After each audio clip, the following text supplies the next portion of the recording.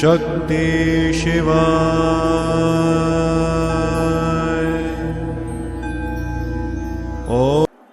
ಇವತ್ತು ನಾನು ಜಾತಕವನ್ನ ಅಥವಾ ಕುಂಡಲಿಯನ್ನ ಹೇಗೆ ಬರಿಬೇಕು ಅಂತ ಹೇಳ್ಕೊಡ್ತೀನಿ. ಒಟ್ಟು 3 ವಿಧಾನಗಳಿದೆ. ಉತ್ತರ ಭಾರತದ ವಿಧಾನ, ದಕ್ಷಿಣ ಭಾರತದ ವಿಧಾನ, ಹಾಗೆ ಈಶಾನ್ಯ ಭಾರತದ ವಿಧಾನಗಳು. ಈ 3ರಲ್ಲಿ ಉತ್ತರ ಭಾರತದ ವಿಧಾನ ಮತ್ತೆ ದಕ್ಷಿಣ ಭಾರತದ ವಿಧಾನ ತುಂಬಾನೇ ಫೇಮಸ್ ಆಗಿರುವಂಥದ್ದು. ನಾನು ದಕ್ಷಿಣ ಭಾರತದ ವಿಧಾನದಲ್ಲಿ ಸ್ವಲ್ಪ ಫ್ಯಾಮಿಲಿಯರ್ ಆಗಿರೋದ್ರಿಂದ ಯಾವುದೇ ತರಹದ ವಿಶ್ಲೇಷಣೆ ಮಾಡಬೇಕಾದ್ರೆ ನಾನು ದಕ್ಷಿಣ ಭಾರತದ ವಿಧಾನವನ್ನೇ ಬಳಸ್ತೀನಿ, ಅಂದ್ರೆ ಚಾರ್ಟನ್ನೇ ಬಳಸ್ತೀನಿ. ಇದರ ಅರ್ಥ ಉತ್ತರ ಭಾರತದ ವಿಧಾನವನ್ನ ಬಳಸಬಾರ್ದು ಅಂತಲ್ಲ, ಒಬ್ಬೊಬ್ಬ ಜ್ಯೋತಿಷ್ಯದವನಿಗೆ ಒಂದೊಂದು ಚಾರ್ಟು ತುಂಬಾ ಕಂಫರ್ಟೇಬಲ್ ಆಗುತ್ತೆ ಅನಲೈಸ್ ಮಾಡಬೇಕಾದ್ರೆ. ಹಾಗಾಗಿ ನನಗೆ ದಕ್ಷಿಣ ಭಾರತದ ಚಾರ್ಟ್ ತುಂಬಾನೇ ಕಂಫರ್ಟೇಬಲ್ ಆಗಿರೋದ್ರಿಂದ ನಾನು ಅದನ್ನ ಬಳಸ್ತೀನಿ. ಹಾಗೆ ನಿಮ್ಗೂ ಕೂಡ ಅದರಲ್ಲೇ ಹೇಳ್ಕೊಡುವಂಥದ್ದು. ಸೊ ಹೇಗೆ ಬರಿಬೇಕು ಅಂತ ಹೇಳ್ತೀನಿ. ಸೊ ಮೊದಲಿಗೆ ಒಂದು ಬಾಕ್ಸ್ ರೀತಿಯಲ್ಲಿ ಹಾಕೊಳ್ಬೇಕು. ಒಂದು ವರ್ಟಿಕಲ್ ಲೈನು, ಹಾಗೆ ಹೊರಿಜಾಂಟಲ್ ಲೈನು, ಹಾಗೆ ಮತ್ತೆ ಒಂದು ವರ್ಟಿಕಲ್ ಲೈನು, ಈ ರೀತಿ ಒಂದು ಬಾಕ್ಸ್ ಹಾಕೊಳ್ಬೇಕಾಗತ್ತೆ. ಆ ಬಾಕ್ಸ್ ಆದ ಮೇಲೆ ಮೇಲ್ಗಡೆ ಒಂದು ಹೊರಿಜಾಂಟಲ್ ಲೈನು, ಕೆಳಗಡೆ ಒಂದು ಹೊರಿಜಾಂಟಲ್ ಲೈನ್ ಹಾಕೊಳ್ಬೇಕು. ಹಾಗೆ ಇಲ್ಲಿ ಒಂದು ವರ್ಟಿಕಲ್ ಲೈನು, ಇಲ್ಲಿ ಒಂದು ವರ್ಟಿಕಲ್ ಲೈನು. ಸೊ ಒಟ್ಟು ಎಷ್ಟು ಮನೆ ಬರುತ್ತೆ? 1 2 3 4 5 6 7 8 ಮನೆ ಆಯ್ತು. ಆದರೆ ಜ್ಯೋತಿಷದಲ್ಲಿ 12 ಮನೆ 12 ರಾಶಿ ಇರೋದ್ರಿಂದ ಇದರಲ್ಲಿ ನಾವು 12 ಮನೆಯನ್ನ ಮಾಡಬೇಕಾಗತ್ತೆ. ಹೇಗೆ? ಸೊ ಇಲ್ಲಿ ಒಂದು ವರ್ಟಿಕಲ್ ಲೈನ್ ಅನ್ನ ಹಾಕೊಂಡಿದ್ದೀನಿ. ಹಾಗೆ ಈ ಜಾಗದಲ್ಲೂ ಕೂಡ ಒಂದು ವರ್ಟಿಕಲ್ ಲೈನು, ಹಾಗೆ ಇಲ್ಲೂ ಕೂಡ ಒಂದು ವರ್ಟಿಕಲ್ ಲೈನು, ಇಲ್ಲೂ ಕೂಡ ಒಂದು ಹೊರಿಜಾಂಟಲ್ ಲೈನ್ ಹಾಕೊಂಡಿದ್ದೀನಿ. ಇವಾಗ ನಾವು ನೋಡಿದ್ರೆ 12 ಮನೆ ಆಗುತ್ತೆ. ಸೊ ರಾಶಿ ಯಾವ್ಯಾವ ಮನೆಯಲ್ಲಿ ಯಾವ್ಯಾವ ರಾಶಿ ಬರುತ್ತೆ ಅಂದ್ರೆ, ಇದು 1ನೇ ಮನೆ ಮೇಷ ರಾಶಿ ಬರುತ್ತೆ, ಇದು 2ನೇ ಮನೆ ವೃಷಭ ರಾಶಿ ಬರುತ್ತೆ, ಇದು 3ನೇ ಮನೆ ಮಿಥುನ ರಾಶಿ ಬರುತ್ತೆ, ಇದು 4 ಕಟಕ ರಾಶಿ ಬರುತ್ತೆ, ಇದು 5 ಸಿಂಹ ರಾಶಿ ಬರುತ್ತೆ, ಕನ್ಯಾ 6, ತುಲಾ 7,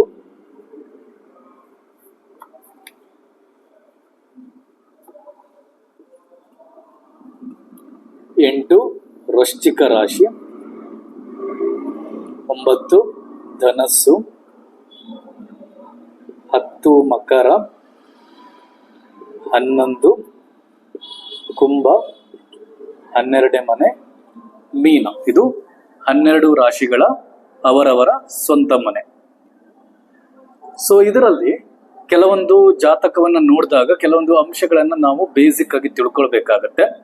ಈಗ ಲಗ್ನ ಅಂತ ಬಂದಾಗ ಯಾವುದಾದ್ರೂ ಮನೆಯಲ್ಲಿ 2 ಅಥವಾ 1 ಅಡ್ಡ ಲೈನ್ ಇದ್ರೆ ಅದನ್ನ ಲಗ್ನದ ಮನೆ ಅಂತ ಕರಿತೀವಿ. ಕೆಲವೊಂದು ಆಪ್ ಅಲ್ಲಿ ನೀವು ನೋಡಿದಾಗ ಒಂದೇ ಲೈನ್ ಹಾಕಿರ್ತಾರೆ, ಕೆಲವೊಂದು ಆಪ್ ಅಲ್ಲಿ 2 ಲೈನ್ ಹಾಕಿರ್ತಾರೆ. ಅದರಲ್ಲೇನು ಡಿಫರೆನ್ಸ್ ಏನು ಬರಲ್ಲ.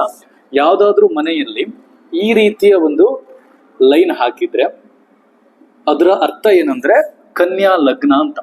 ಅಂದ್ರೆ ಆ ಜಾತಕದವನ ಲಗ್ನ ಕನ್ಯಾ ಲಗ್ನ ಆಗಿರುತ್ತೆ.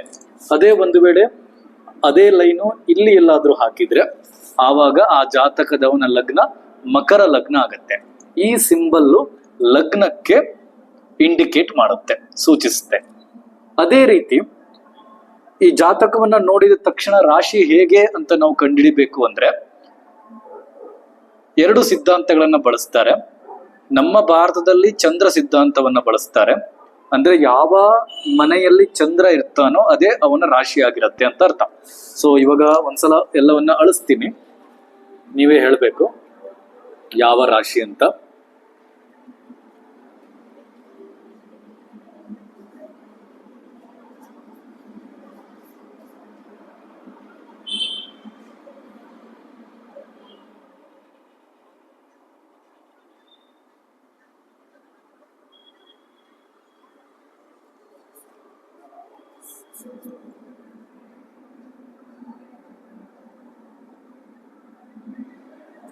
ಸೊ ಈಗ ಉದಾಹರಣೆಗೆ ಚಂದ್ರ ಈ ಮನೆಯಲ್ಲಿದ್ದಾನೆ ಅಂತ ತಿಳ್ಕೊಳ್ಳಿ.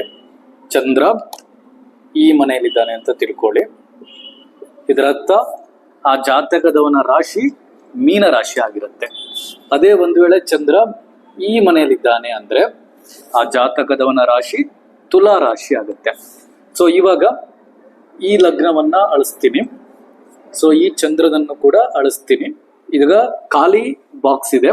ಸೊ ಇದರ ಅರ್ಥ ಚಂದ್ರ ಇಲ್ಲಿದ್ದಾನೆ, ಹಾಗೆ ಇದೊಂದು ಸಿಂಬಲ್ಲು ಇಲ್ಲಿರುತ್ತೆ. ಈ ಜಾತಕವನ್ನ ನೋಡಿದ ತಕ್ಷಣ ನೀವೇನ್ ಹೇಳ್ಬೇಕು, ಕನ್ಯಾ ಲಗ್ನ ತುಲಾ ರಾಶಿ ಈ ರೀತಿಯಾಗಿ ಕಂಡುಹಿಡಿಯುವಂಥದ್ದು. ರಾಶಿ ಮತ್ತೆ ಲಗ್ನ, ಮೂಲವಾಗಿ ಲಗ್ನ ಮತ್ತೆ ರಾಶಿಯನ್ನ ಕಂಡುಹಿಡಿಯುವಂತ ಕ್ಯಾಲ್ಕುಲೇಷನ್ ಬೇರೆ ತರ ಇದೆ. ಸೊ ಲಗ್ನವನ್ನ ಕಂಡುಹಿಡಿಯುವಂತ ಕ್ಯಾಲ್ಕುಲೇಷನ್ ಬೇರೆ ತರ ಬರುತ್ತೆ, ಅದು ಇನ್ನೊಂದು ಕ್ಲಾಸಲ್ಲಿ ಹೇಳ್ಕೊಡ್ತೀನಿ. ಬಟ್ ಯಾವಾಗ ನಾವು ಜಾತಕವನ್ನ ನೋಡಿದ ತಕ್ಷಣನೇ ಲಗ್ನ ಮತ್ತೆ ರಾಶಿಯನ್ನ ಈ ರೀತಿಯಾಗಿ ಅರ್ಥ ಮಾಡ್ಕೊಳ್ಬಹುದು. ಅದರ ಜೊತೆಗೆ ಇನ್ನೊಂದು ಪ್ರಿನ್ಸಿಪಲ್ ಏನಂದ್ರೆ ಸೂರ್ಯ ಸಿದ್ಧಾಂತ. ಅಂದ್ರೆ ಈ ವಿದೇಶಿಗರು ಏನ್ ಮಾಡ್ತಾರೆ ಅಂದ್ರೆ ಸೂರ್ಯ ಯಾವ ಮನೇಲಿ ಇರ್ತಾನೆ ಅದೇ ಸೂರ್ಯ ರಾಶಿ ಅಂತ ಕರೀತಾರೆ. ನಮ್ಮ ಭಾರತದಲ್ಲಿ ಅದನ್ನ ಹೆಚ್ಚಾಗಿ ಕನ್ಸಿಡರ್ ಮಾಡಲ್ಲ. ಸೊ ಉದಾಹರಣೆಗೆ ಸೇಮ್ ಚಂದ್ರನ ಪ್ರಿನ್ಸಿಪಲ್ಲೇ ಬರುತ್ತೆ. ಸೊ ಇವಾಗ ಸೂರ್ಯ ಈ ಮನೆಯಲ್ಲಿದ್ದಾನೆ ಅಂತ ತಿಳ್ಕೊಳ್ಳಿ ಆ ಒಂದು ಹುಟ್ಟಿದ ಸಮಯಕ್ಕೆ. ಸೊ ಹಾಗಾಗಿ ಅವನ ರಾಶಿ ವೃಷಭ ರಾಶಿ ಆಗಿರುತ್ತೆ. ಸೂರ್ಯ ಸಿದ್ಧಾಂತದ ಪ್ರಕಾರ ಅವನ ರಾಶಿ ವೃಷಭ ರಾಶಿ ಆಗುತ್ತೆ. ಚಂದ್ರ ಸಿದ್ಧಾಂತದ ಪ್ರಕಾರ ಅವನ ರಾಶಿ ತುಲಾ ರಾಶಿ ಆಗಿರುತ್ತೆ. ಸೊ ಇದು ಸೂರ್ಯ ಸಿದ್ಧಾಂತ ಮತ್ತೆ ಚಂದ್ರ ಸಿದ್ಧಾಂತ. ಆದರೆ ನಮ್ಮ ಭಾರತದಲ್ಲಿ ನಾವು ಕನ್ಸಿಡರ್ ಮಾಡುವಂಥದ್ದು ಚಂದ್ರ ಸಿದ್ಧಾಂತವೇ ಹೊರತು ಸೂರ್ಯ ಸಿದ್ಧಾಂತ ಅಲ್ಲ ಬಹುಮುಖ್ಯವಾಗಿ. ಸೊ ಇನ್ನೊಂದು ವಿಷಯ ಏನಪ್ಪಾ ಅಂದ್ರೆ ಮನೆಯನ್ನ ಹೇಗೆ ಕ್ಯಾಲ್ಕುಲೇಟ್ ಮಾಡೋದು ಅಂತ. ಇವಾಗ ನಾನು ರಾಶಿಗಳ ಮನೆಯನ್ನ ಹೇಳಿದ್ದೀನಿ, 1 2 3 4 5 6 7 8 9 10 11 12 ಅಂತ. ಆದ್ರೆ ಜಾತಕವನ್ನ ವಿಶ್ಲೇಷಣೆ ಮಾಡುವಾಗ ಎಲ್ಲಿಂದ ಶುರು ಮಾಡ್ಬೇಕಂದ್ರೆ ಲಗ್ನದ ಮನೆಯಿಂದನೇ ಶುರು ಮಾಡ್ಬೇಕಾಗತ್ತೆ. ಈಗ ಉದಾಹರಣೆಗೆ ಸೊ ನಮ್ದು ಕನ್ಯಾ ಲಗ್ನ ಆಗಿರೋದ್ರಿಂದ ಸೊ ಅದನ್ನೇ ಮೊದಲ ಮನೆ ಅಂತಾನೆ ನಾವು ಕನ್ಸಿಡರ್ ಮಾಡುವಂಥದ್ದು. ಸೊ ರಾಶಿಯ ಮನೆಯನ್ನ ಕನ್ಸಿಡರ್ ಮಾಡಕ್ ಹೋಗಲ್ಲ. ಸೊ ಈಗ ಎಲ್ಲ ನಂಬರನ್ನ ಅಳಿಸ್ತಾ ಇದ್ದೀನಿ. ಸೊ ಆವಾಗ ಯಾವ ಮನೆ ಮೊದಲ ಮನೆ ಆಗುತ್ತೆ, ಯಾವುದು ಎರಡನೇ ಮನೆ ಆಗುತ್ತೆ ಇವಾಗ ನೋಡೋಣ. ಇವಾಗ ಕನ್ಯಾ ಲಗ್ನ ಆಗಿರೋದ್ರಿಂದ ಅದನ್ನೇ ಮೊದಲ ಮನೆ ಅಂತ ನಾವು ಕನ್ಸಿಡರ್ ಮಾಡ್ತೀವಿ. ಹಾಗೆ ಇದು ಎರಡನೇ ಮನೆ ಆಗುತ್ತೆ. 3 4 5 6 7 8 9 10 11 12.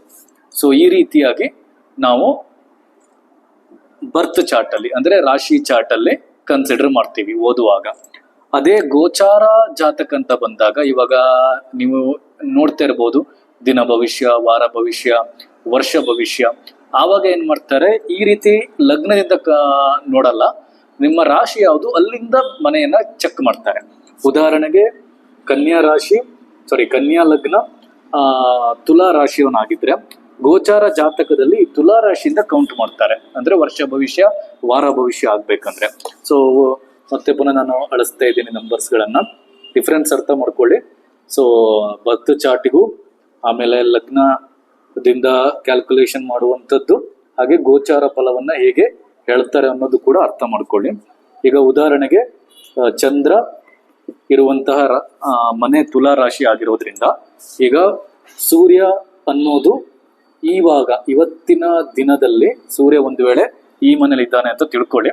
ಇವತ್ತಿನ ದಿನದಲ್ಲಿ ಬೇರೆ ಮನೆಯಲ್ಲಿ ಇರ್ಬೋದು, ನಾನು ಉದಾಹರಣೆ ಕೊಡ್ತಾ ಇರುವಂತದ್ದು. ಹಾಗಾಗಿ ಸೂರ್ಯ ಈ ಮನೇಲಿ ಇದ್ದಾನೆ, ಚಂದ್ರ ಈ ಮನೇಲಿ ಇದ್ದಾನೆ ಅಂದ್ರೆ ಈಗ ಫಲವನ್ನ ಹೇಳ್ಬೇಕಾದ್ರೆ ಅಂದ್ರೆ ಆ ಒಂದಿನ ವಾರ ಭವಿಷ್ಯ, ದಿನ ಭವಿಷ್ಯ ಅಥವಾ ತಿಂಗಳ ಭವಿಷ್ಯ ಹೇಳ್ಬೇಕಾದ್ರೆ ಇಲ್ಲಿಂದ ಕೌಂಟ್ ಮಾಡ್ತಾರೆ. ಅಂದ್ರೆ 1 2 3 4 5 6 7 8 9 10ನೇ ಮನೆ ಅಂದ್ರೆ ಜಾಬ್ ಹೌಸ್, ಕೆರಿಯರ್ ಹೌಸ್ ಅಲ್ಲಿ ಸೂರ್ಯ ಇದ್ದಾನೆ ಅಂತ ಹೇಳ್ತಾನೆ. ಆವಾಗ ಏನ್ ಹೇಳ್ತಾರೆ ಗೋಚಾರ ಫಲದಲ್ಲಿ, ನಿಮ್ಮ 10ನೇ ಮನೆಯಲ್ಲಿ ಸೂರ್ಯ ಬಂದಿರೋದ್ರಿಂದ ಕೆಲಸದಲ್ಲಿ ಬಡ್ತಿ ಆಗುವಂತ ಚಾನ್ಸಸ್ ಬರುತ್ತೆ, ಇಲ್ಲ ಅಧಿಕಾರ ಪಡ್ಕೊಳ್ಳುವಂತ ಚಾನ್ಸಸ್ ಬರುತ್ತೆ, ಅಥವಾ ಇನ್ಸೆಂಟಿವ್ಸ್ ಬರುವಂತ ಚಾನ್ಸಸ್ ಇರುತ್ತೆ, ಒಟ್ಟಿನಲ್ಲಿ ನಿಮ್ಗೆ ಜಾಬ್ ಅಲ್ಲಿ ಪ್ರಮೋಷನ್ ಆಗುವಂತ ಚಾನ್ಸಸ್ ಇರುತ್ತೆ ಅಂತೆಲ್ಲ ನಿಮ್ಗೆ ಗೋಚಾರ ಫಲದಲ್ಲಿ ಹೇಳ್ತಾ ಹೋಗ್ತಾರೆ. ಅದನ್ನ ಈ ರೀತಿಯಾಗಿ ಕನ್ಸಿಡರ್ ಮಾಡ್ತಾರೆ. ಅದೇ ಒಂದ್ ವೇಳೆ ಸೂರ್ಯ ಇಲ್ಲಿ ಬಂದ ಅಂದ್ರೆ ಅದು 11ನೇ ಮನೆ ಆಗುತ್ತೆ. 11ನೇ ಮನೆಯಲ್ಲಿ ಸೂರ್ಯ ಬಂತ ಅಂದ್ರೆ ಏನಂತ ಅರ್ಥ, ಲಾಭ. ಅಂದ್ರೆ ಯಾವ ಬಿಸಿನೆಸ್ ಮಾಡ್ತೀರೋ ಅದರಲ್ಲಿ ಲಾಭ ಬರುತ್ತೆ ಅಂತ ಗೋಚಾರ ಜಾತಕದಲ್ಲಿ ಹೇಳ್ತಾರೆ. ಸೊ ಇದಿಷ್ಟು ಒಂದು ಬೇಸಿಕ್ ಅರ್ಥ ಆಗಿದೆ ಅಂತ ತಿಳ್ಕೊಳ್ತೀನಿ. ಚಾರ್ಟ್ ಬರೆಯೋದು ಹೇಗೆ, ಲಗ್ನ ಅಂದ್ರೆ ಯಾವ ತರ, ರಾಶಿಯನ್ನ ಹೇಗೆ ಐಡೆಂಟಿಫೈ ಮಾಡ್ತಾರೆ ಸೂರ್ಯ ಸಿದ್ಧಾಂತದ ಪ್ರಕಾರ, ಚಂದ್ರ ಸಿದ್ಧಾಂತದ ಪ್ರಕಾರ, ಅದೇ ರೀತಿ ಗೋಚರ ಫಲವನ್ನ ಹೇಗೆ ಹೇಳ್ತಾರೆ, ಮತ್ತೆ ಎಲ್ಲಿಂದ ನಾವು ಕುಂಡಲಿಯನ್ನ ವಿಶ್ಲೇಷಣೆ ಮಾಡ್ಬೇಕು ಅನ್ನೋದನ್ನ ನಾನು ತಿಳಿಸ್ಕೊಟ್ಟಿದ್ದೀನಿ. ಅದೇ ರೀತಿ ಇನ್ನೊಂದು ಪಾಯಿಂಟ್ ಏನಂದ್ರೆ ರಾಹು ಕೇತುಗಳ ಸ್ಥಿತಿ. ಸೊ ರಾಹು ಕೇತು ಅನ್ನೋದು ಸ್ವರಭಾನು ಅನ್ನುವಂತಹ ರಾಕ್ಷಸನ ತಲೆ ಮತ್ತೆ ಬಾಲ. ಆ ಕತೆ ಇನ್ನೊಂದು ಇದರಲ್ಲಿ ಹೇಳ್ತೀನಿ, ರಾಹು ಕೇತುಗಳ ಜನ್ಮ ಹೇಗಾಯ್ತು ಅಂತ.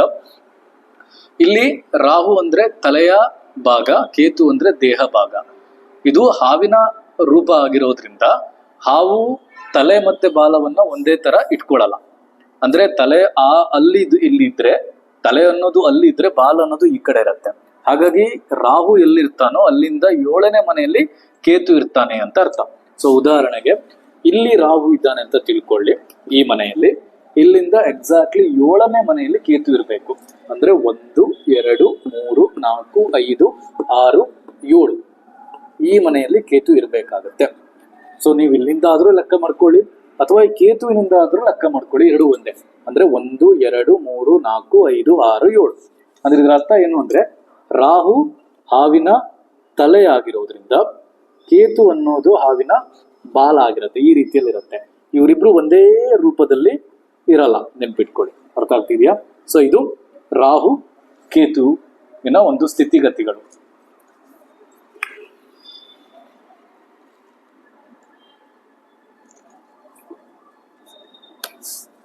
ಇದರ ನಂತರ ಇರುವಂತ ಟಾಪಿಕ್ ಯಾವುದು ಅಂದ್ರೆ ಗ್ರಹಗಳ ರೆಟ್ರೋಗ್ರೇಡ್, ಎಕ್ಸಾಲ್ಟೆಡ್, ಡೆಬಿಲಿಟೇಟೆಡ್ ಅಂಡ್ ಕಂಬಸ್ಟೆಡ್ ಅಂತ. ಮೊದಲು ರೆಟ್ರೋಗ್ರೇಡ್ ಬಗ್ಗೆ ನಾವು ತಿಳ್ಕೊಳ್ಳೋಣ. ಸೊ ಪುನಃ ನಾನು ಬರ್ಕೊಳ್ತೀನಿ ಒಂದ್ಸಲ ಚಾರ್ಟು, ತುಂಬಾ ಅಸ್ತವ್ಯಸ್ತ ಆಗಿರೋದ್ರಿಂದ.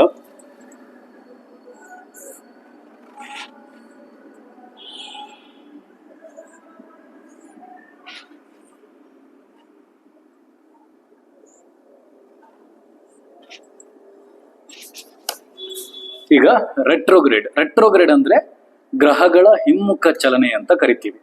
ಸೊ ಹಿಮ್ಮುಖ ಚಲನೆ ಅಂದ್ರೆ ಇವಾಗ ಶನಿ ಇಲ್ಲಿದ್ದಾನೆ ಅಂತ ತಿಳ್ಕೊಳ್ಳಿ. ಶನಿಯ ಮೇಲ್ಗಡೆ ಒಂದು ಸ್ಟಾರ್ ರೀತಿಯಲ್ಲಿ ಏನಾದ್ರೂ ಒಂದು ಸಿಂಬಲ್ ಇತ್ತು ಅಂದ್ರೆ ಶನಿ ಹಿಮ್ಮುಖವಾಗಿ ಚಲಿಸ್ತಾನೆ ಅಂತ ಅರ್ಥ. ಸೊ ಅದೇ ರೀತಿ ಯಾವ ಗ್ರಹದಲ್ಲೂ ಕೂಡ ಈ ರೀತಿ ಸ್ಟಾರ್ ಇತ್ತು ಅಂದ್ರೆ ಆ ಗ್ರಹ ಹಿಮ್ಮುಖವಾಗಿ ಚಲಿಸುತ್ತೆ ಅಂತ ಅರ್ಥ. ಒಂದು ಪೀರಿಯಡ್ ಆಫ್ ಟೈಮ್ ಅಲ್ಲಿ ಇದನ್ನೇ ರೆಟ್ರೋಗ್ರೇಡ್ ಅಂತ ಕರೀತಾರೆ. ಆ ರೆಟ್ರೋಗ್ರೇಡ್ ಆದಾಗ ಏನಾಗುತ್ತೆ, ಅದರ ಆ ಗ್ರಹದ ಪ್ರಭಾವ ಫಲಾಫಲಗಳನ್ನೋದೇ ಬೇರೆ ತರ ಇರುತ್ತೆ. ಅದನ್ನ ಇನ್ನೊಂದು ಕ್ಲಾಸಲ್ಲಿ ಹೇಳ್ಕೊಡ್ತೀನಿ. ರೆಟ್ರೋಗ್ರೇಡ್ ಗ್ರಹಗಳಾದ್ರೆ ಯಾವ ರೀತಿ ಫಲ ಕೊಡ್ತವೆ ಅಂತ. ಈ ರೀತಿ ಸಿಂಬಲ್ ಇದ್ರೆ ಅದು ರೆಟ್ರೋಗ್ರೇಡ್ ಅಂದ್ರೆ ಹಿಮ್ಮುಖ ಚಲನೆ. ಯಾವಾಗ್ಲೂ ರಾಹು ಮತ್ತೆ ಕೇತುಗಳು ಹಿಮ್ಮುಖ ಚಲನೆ ಅಂದ್ರೆ ರೆಟ್ರೋಗ್ರೇಡ್ ಆಗಿ ಇರ್ತವೆ, ಅದರಲ್ಲಿ ಯಾವುದೇ ಚೇಂಜಸ್ ಇರಲ್ಲ. ಸೊ ಅದೇ ರೀತಿ ಇನ್ನೊಂದು ಎಕ್ಸಾಲ್ಟೆಡ್ ಅಂತ.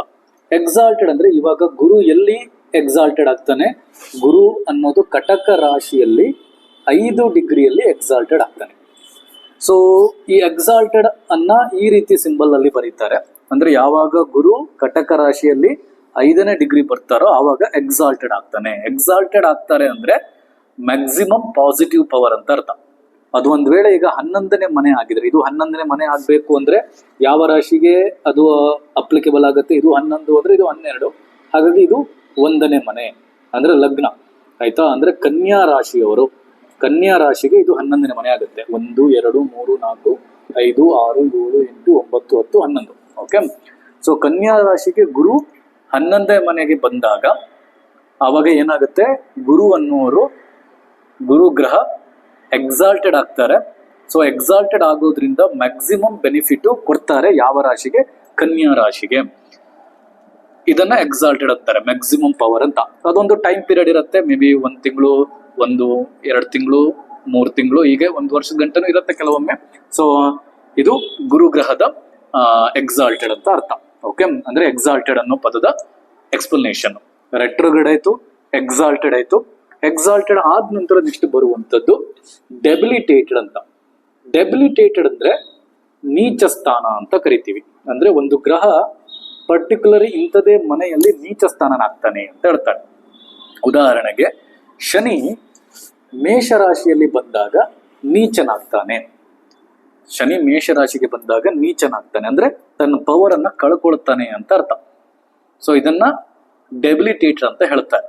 ಸೊ ರೆಟ್ರೋಗ್ರೇಡ್ ಅಂದ್ರೆ ಹಿಮ್ಮುಖ ಚಲನೆ, ಎಕ್ಸಾಲ್ಟೆಡ್ ಅಂದ್ರೆ ಮ್ಯಾಕ್ಸಿಮಮ್ ಪವರು, ಹಾಗೆ ಡೆಬಿಲಿಟೇಟೆಡ್ ಅಂದ್ರೆ ಶನಿ ಅಂದ್ರೆ ಗ್ರಹ ತನ್ನ ಬಲವನ್ನ ಕಳ್ಕೊಳ್ಳುತ್ತೆ, ಆವಾಗ ಅದು ಪವರ್ಲೆಸ್ ಅಂತ ಹೇಳ್ತಾರೆ. ಸೊ ನೆಕ್ಸ್ಟ್ ಕಾನ್ಸೆಪ್ಟ್ ಕಂಬಸ್ಟೆಡ್ ಅಂತ. ಕಂಬಸ್ಟೆಡ್ ಅಂದ್ರೆ ಸೂರ್ಯನ ಹತ್ತಿರಕ್ಕೆ ಇಂತಿಷ್ಟೇ ಡಿಗ್ರಿಯಲ್ಲಿ ಯಾವ್ದಾದ್ರು ಒಂದು ಗ್ರಹಗಳು ಬಂದ್ರೆ ಆವಾಗ ಅವರ ಪವರ್ ಅನ್ನ ಬರ್ನ್ ಮಾಡ್ಕೊಳ್ತವೆ, ಅಂದ್ರೆ ಕಳ್ಕೊಳ್ತವೆ ಅಥವಾ ವೀಕ್ ಆಗ್ತವೆ ಅಂತಾನು ಹೇಳ್ಬಹುದು. ಉದಾಹರಣೆಗೆ ಸೂರ್ಯನ ಹತ್ತಿರ ಬುಧ ಎಲ್ಲಾದ್ರೂ ಬಂತು ಅಂದ್ರೆ ಅಥವಾ ಶುಕ್ರ ಎಲ್ಲಾದ್ರೂ ಬಂದ ಅಂದ್ರೆ ಆವಾಗ ಏನಾಗುತ್ತೆ, ಶುಕ್ರ ಇಂತಿಷ್ಟೇ ಡಿಗ್ರಿಯಲ್ಲಿ ಸೂರ್ಯನ ಜೊತೆಗೆ ಇದ್ದಾನೆ ಅಂದ್ರೆ ಅವನು ಕಂಬಸ್ಟೆಡ್ ಆಗಿದ್ದಾನೆ. ಕಂಬಸ್ಟೆಡ್ ಆದಾಗ ಏನಾಗುತ್ತೆ, ಶುಕ್ರ ಕೊಡುವಂತ ಎಲ್ಲಾ ಫಲಗಳು ವೇಸ್ಟ್ ಆಗೋಗುತ್ತೆ ಆ ಒಂದು ಪರ್ಟಿಕ್ಯುಲರ್ ಟೈಮ್ ಝೋನ್ ಅಲ್ಲಿ. ಸೊ ಇದನ್ನ ಕಂಬಸ್ಟೆಡ್ ಅಂತ ಕರಿತೀವಿ. ರೆಟ್ರೋಗ್ರೇಡ್ ಅಂದ್ರೆ ಹಿಮ್ಮುಖ ಚಲನೆ, ಎಕ್ಸಾಲ್ಟೆಡ್ ಅಂದ್ರೆ ಮ್ಯಾಕ್ಸಿಮಮ್ ಪವರ್, ಡೆಬಿಲಿಟೇಟೆಡ್ ಅಂದ್ರೆ ತನ್ನ ಬಲವನ್ನ ಕಳ್ಕೊಳ್ಳುವಂಥದ್ದು ಪರ್ಟಿಕ್ಯುಲರ್ ಹೌಸ್ ಅಲ್ಲಿ, ಕಂಬಸ್ಟೆಡ್ ಅಂದ್ರೆ ಸೂರ್ಯನ ಹತ್ತಿರ ಬಂದಾಗ ಬರ್ನ್ ಆಗಿ ತನ್ನ ಶಕ್ತಿಯನ್ನ ಕಳ್ಕೊಳ್ಳುವಂಥದ್ದೇ ಕಂಬಸ್ಟೆಡ್ ಅಂತ ಹೇಳ್ತಾರೆ. ಇದಿಷ್ಟು ಒಂದು ಬೇಸಿಕ್ ಚಾರ್ಟ್ ಅನ್ನ ನೋಡಿದಾಗ ನಾವು ತಿಳ್ಕೊಳ್ಳುವಂಥದ್ದು. ಸೊ ಇದು ಸೌತ್ ಇಂಡಿಯನ್ ಚಾರ್ಟ್ ಆದ್ರೆ, ಸೊ ನಾರ್ತ್ ಇಂಡಿಯನ್ ಚಾರ್ಟ್ ಯಾವ ತರ ಬರುತ್ತೆ ಅಂದ್ರೆ ಈ ರೀತಿ ಡ್ರಾ ಮಾಡುವಂಥದ್ದು. ಸೇಮ್ ಬಾಕ್ಸ್ ಆಕಾರದಲ್ಲೇ ಬರುತ್ತೆ, ಸ್ವಲ್ಪ ರೆಕ್ಟಾಂಗಲ್ ಆಕಾರದಲ್ಲಿ ಇರ್ತದೆ ನೋಡೋದಕ್ಕೆ. ಸೊ ಈ ಮೂಲೆಯಿಂದ ಈ ಮೂಲೆಗೆ, ಈ ಮೂಲೆಯಿಂದ ಈ ಮೂಲೆಗೆ, ಹಾಗೆ ಈ ಪಾಯಿಂಟ್ ಇಂದ ಈ ಪಾಯಿಂಟ್ಗೆ, ಇಲ್ಲಿಂದ ಇಲ್ಲಿಗೆ, ಇಲ್ಲಿಂದ ಇಲ್ಲಿಗೆ, ಇಲ್ಲಿಂದ ಇಲ್ಲಿಗೆ ಒಂದು ಟ್ರಯಾಂಗಲ್ ಪಿರಮಿಡ್ ತರ ಬರುತ್ತೆ. ಇದು ಒಂದನೇ ಮನೆ, ಇದು ಒಂದನೇ ಮನೆ, ಇದು 2, 3, 4, 5, 6, 7, 8, 9, 10, 11, 12. ಇದು ನಾರ್ತ್ ಇಂಡಿಯನ್ ಸ್ಟೈಲು. ಇದ್ರ ಬಗ್ಗೆ ನಾನು ಜಾಸ್ತಿ ಹೇಳಕ್ ಹೋಗಲ್ಲ, ಯಾಕಂದ್ರೆ ನನಗೆ ಅಷ್ಟೊಂದು ಫೆಮಿಲಿಯರ್ ಇಲ್ಲ. ನಾನು ಸೌತ್ ಇಂಡಿಯನ್ ಸ್ಟೈಲಲ್ಲೇ ಮಾಡೋದ್ರಿಂದ, ಸೊ ಸೌತ್ ಇಂಡಿಯನ್ ಸ್ಟೈಲ್ ವಿಧಾನವನ್ನೇ ಬಳಸ್ತಾ ಇರೋದ್ರಿಂದ ಅದರಲ್ಲೇ ನಾನು ನಿಮಗೆ ಎಲ್ಲಾ ಕ್ಲಾಸ್ಗಳನ್ನ ಹೇಳ್ಕೊಡ್ತೀನಿ. ಸೊ ಇದಿಷ್ಟು ಬೇಸಿಕ್ಕು. ಸೊ ಮುಂದಿನ ಕ್ಲಾಸಲ್ಲಿ ಮತ್ತೆ ಒಂದು ಪಾಠದ ಜೊತೆಗೆ ಬರೋಣ, ಜ್ಯೋತಿಷ್ಯ ಕ್ಲಾಸ್ ಜೊತೆಗೆ ಬರೋಣ. ಆದಷ್ಟು ವಿಡಿಯೋನ ಶೇರ್ ಮಾಡಿ, ಯಾರಿಗೆಲ್ಲ ಜ್ಯೋತಿಷ್ಯ ಕಲಿಯೋದಕ್ಕೆ ಇಂಟ್ರೆಸ್ಟ್ ಇರುತ್ತೋ ಅವರಿಗೆಲ್ಲರಿಗೂ ಶೇರ್ ಮಾಡಿ, ನಮಗೆ ಸಪೋರ್ಟ್ ಮಾಡಿ. So thank you so much. See you on next video. Gurudev.